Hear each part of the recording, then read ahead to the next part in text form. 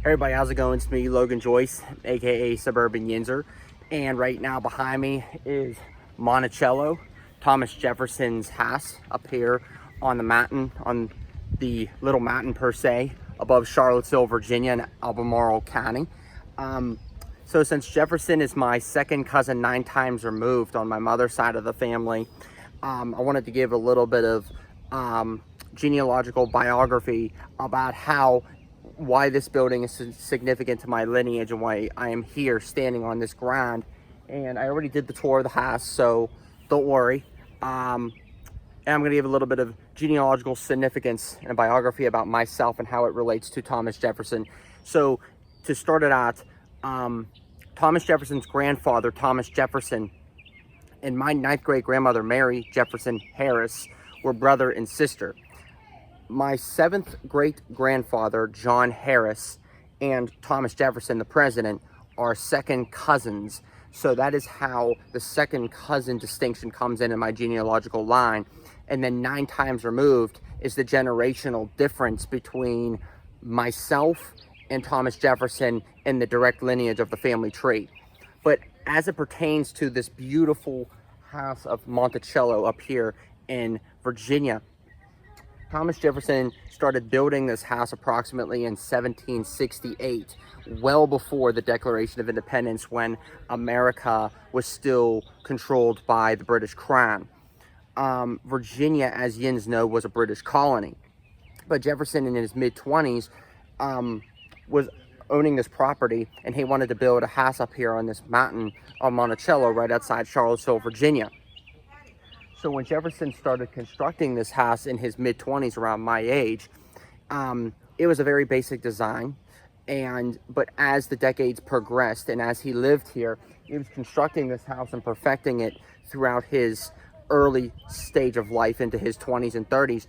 But after the Declaration of Independence and after the American Revolution in the 1770s and 1780s, he was brought upon diplomatic trips to France and to Europe in general.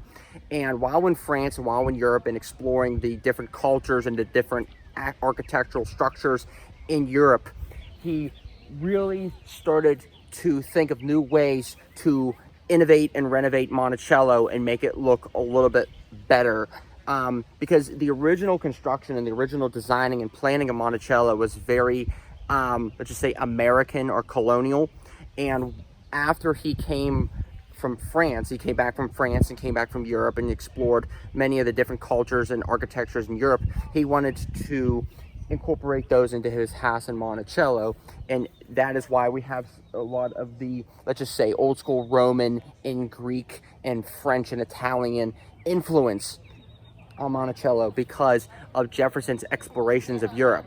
But after he came back from Europe, in serving in the United States federal government as Secretary of State and as Vice President, Jefferson became president in 1801, 1801 to 1809, and that was when he was in his 50s. Thomas Jefferson, though, would come back here from the White House in D.C. He would venture back and forth during his presidency. And what's amazing about this house is that it took his whole life to complete.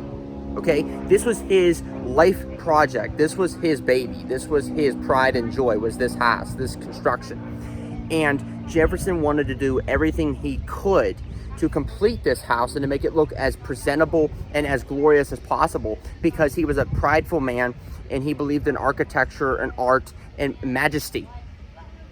And so after he became president in 1809, after his second term, he then retired back here and then basically ended his public life. And by that time, he was venturing into his early to mid 60s. So the man had to settle down and had to focus on not only his house, but his family. Many of you probably don't realize this, but Jefferson was a widower for most of his life. His wife, Martha, died in 1782. So he lived in this house in the from the, let's just say, the 1810s to the 1820s, in his retirement of public life, when he became a private citizen and lived here for the rest of his life. He lived with his oldest daughter, Patsy, and her children, his grandchildren, and then following into his great-grandchildren. Many of his family members lived and resided here with him, and he really did make Monticello a safe haven, not only for himself, but also for his family. It was not only a place of refuge, but it was a place of study, of artistry, and a way to express himself artistically, musically, and linguistically. When I walked through Monticello, I really got a sense of how Thomas Jefferson thought and operated. The man was a genius. The man was something special. And many Americans don't realize the exquisite innovations and ideas that this man had. Not only linguistically, not only was he a musician with literature, but he was also a musician and an artist in many different aspects. And when you walk through Monticello, when you walk through the house, and you really get to see the incorporation of just the art, the music, the majesty, the elegance of it, you really get a sense that Jefferson was not a common man. He was not a normal status quo man. Jefferson was a sphinx. He was an enigma. There was a lot of paradoxes and a lot of walking contradictions as it pertains to Thomas Jefferson, as we know with slavery, and as we know with the contradictions of all men are created equal, but then you have slaves. Well, in that aspect, yes. But taking those aspects and putting them to the background a little bit, we can start to see the complexities and the amazing possibilities that Jefferson had and that he incorporated into Monticello and into the American society. Now, my perspective is, and my interpretation is, that instead of focusing more on the negativities of Jefferson, instead of focusing on the bad aspects of Thomas Jefferson, it is important to focus on the positive, because not only because he is a founding father, not only because he was the president of the United States, but also he was a man that innovated a way of thinking and a society that we live in today. The freedoms and liberties that we have today as Americans are not only incorporated by many of the founding fathers, but also Thomas Jefferson. As it pertains to the Declaration of Independence, many of those principles and many of those lessons in the Declaration that he wrote at 33 years old still apply today in our society.